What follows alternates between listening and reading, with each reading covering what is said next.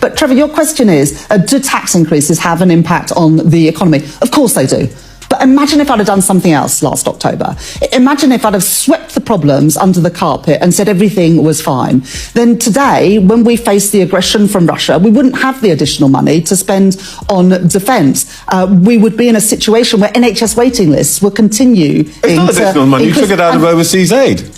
It's not additional money. You took it out of the international aid budget. Yes, we made that decision, but if we... Rachel Reeves just had a complete meltdown on live TV. During a high-stakes interview, she tried to dismiss alarming warnings about Britain's future, but when pressed for answers, things spiraled out of control. Did she just get caught trying to cover up the truth? And what I really wanted to ask you about is to describe how serious you think it is. The Joseph Rowntree Trust Foundation today predicts a huge fall in living standards by the end of this Parliament. I reject that.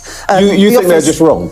I reject that, and the Office of Budget Responsibility will set out their forecast this week. Living standards in the last Parliament were the worst ever on record. The Office of Budget Responsibility forecast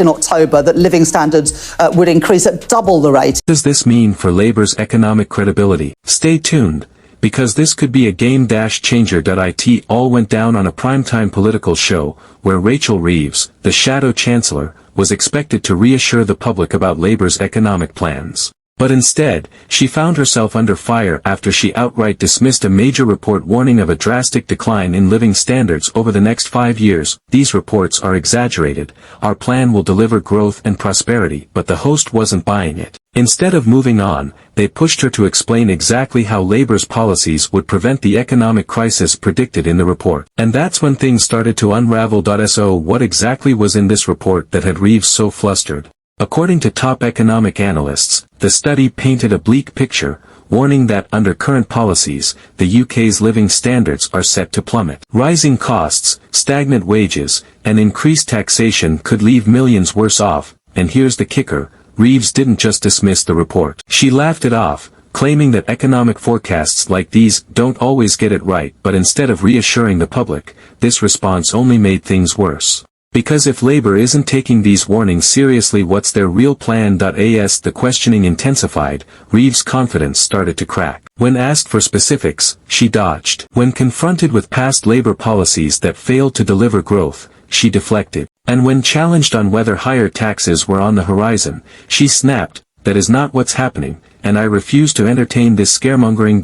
It was a shocking moment. An experienced politician losing her cool on live television. And within minutes, social media exploded. Public reaction was swift and brutal. Critics accused Reeves of being out of touch and arrogant for dismissing concerns about the cost of living crisis. Even some Labour supporters were left disappointed, questioning why she couldn't provide clear answers. She's ignoring reality. People are struggling, and she's laughing. If Labour has no real plan, we're in trouble. And the Tories wasted no time capitalising on the blunder.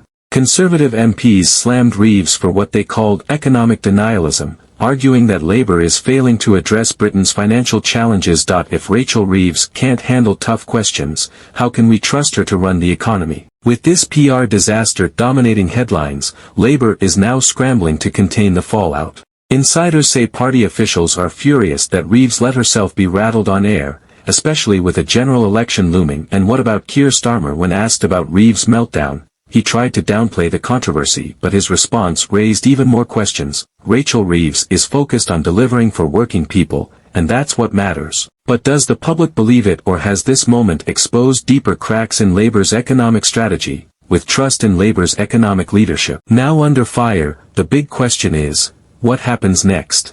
Will Reeves bounce back from this embarrassment, or has she just done irreparable damage to Labour's election hopes? And more importantly, does Labour really have a plan to fix the economy, or was this interview proof that they're just making it up as they go? Now, it's over to you. Was Rachel Reeves right to dismiss the report, or did she just expose Labour's lack of real solutions? And do you trust Labour to handle the economy? Drop your thoughts in the comments below. Don't forget to like this video, subscribe for more explosive political coverage, and hit that notification bell. We'll be following every twist and turn in this story, so stay tuned. Like this video and subscribe my channel.